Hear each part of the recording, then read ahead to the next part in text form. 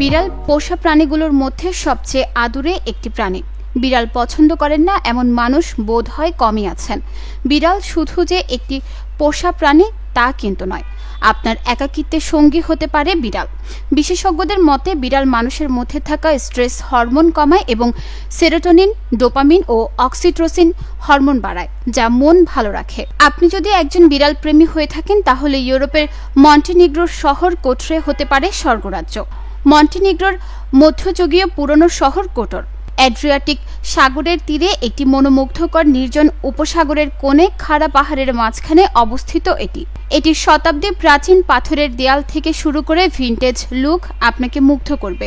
তবে একবার এই শহরে গেলে সবচেয়ে বেশি যে ব্যাপারটির জন্য একে ছেড়ে আসতে ইচ্ছে করবে না তা হলো বিড়াল। এই শহরের রাস্তাঘাট, বাড়ি, দেয়াল সবখানেই দেখবেন বিড়াল আর বিড়াল। কোনোটি কারো পোষা নয়, তবে সব বিড়ালই এখানে সমান যত্ন পায়। পুরনো শহরের মধ্যযুগীয় জাদুঘর, দোকান, বার এবং রেস্তোরাঁর গোলকধাঁধার মধ্যে অবস্থিত। খেয়াল করলেই দেখবেন রাস্তার কোণে বা ধারে বাটিতে বিস্কুট বা খাবার রাখা বিড়ালদের জন্য। এর পাশে বসে কিংবা শুয়ে আছে বিড়ালরা। এখানে শত শত হাজার হাজার বিড়াল রয়েছে। শহরের রেস্তোরাঁ, বার, মুদি দোকান এবং ছোট ছোট খাবারের দোকানগুলো এই বিড়ালদের খাবার সরবরাহ করে। বিশ্বাস করা হয় যে এই বিড়ালগুলো অতীতের নাবিকরা এই শহরে নিয়ে এসেছেন।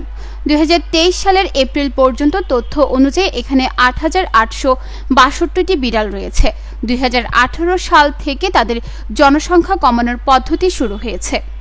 এটা বিশ্বাস করা হয় যে এই বিড়ালগুলো শহরটিকে অনেক বিপর্যয় থেকে রক্ষা করেছে। 44 বছর আগে এখানে একটি ভূমিকম্প হয়েছিল, যাতে শহরের অনেক ক্ষতি হয়। এছাড়া যুদ্ধের কারণে শহরের অবস্থাও খারাপ ছিল।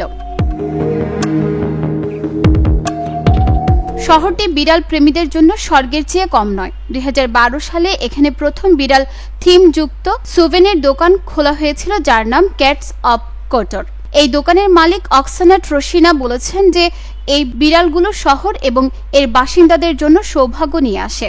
জেনে অবাক হবেন যে এখানে বিড়ালের ওপর তৈরি অনেক জাদুঘর খোলা আছে, যারা তাদের লাভ দিয়ে বিড়ালদের খাওয়ায়। শীতের দিনে এই বিড়ালগুলোকে সাধারণ মানুষ তাদের বাড়িতে আমন্ত্রণ জানায়। এমনকি 20 শতাব্দীর মাঝামাঝি সময়ে এখানকার মানুষ সব সময় বাড়ির দরজা খোলা রাখতেন, যেন বিড়ালগুলো অবাধে বাড়িতে আসতে যেতে পারে। কিন্তু মনে প্রশ্ন আসতে পারে, এখানে এত বিড়াল আসলো কিভাবে? অনেক ইতিহাসবিদ মনে করেন 1918 সালে অস্ট্রো হাঙ্গেরিয়ান নৌবাহিনীর ক্যাট্রো বিদ্রোহ নামে পরিচিত বিদ্রোহের সময় কোটর উপসাগরে তাদের বিড়াল ভর্তি জাহাজ নোঙর করেছিল। তখন থেকেই এই শহরে বিড়ালের বসবাস শুরু হয়। নিউজ ডেস্ক, চট্টগ্রাম সময়।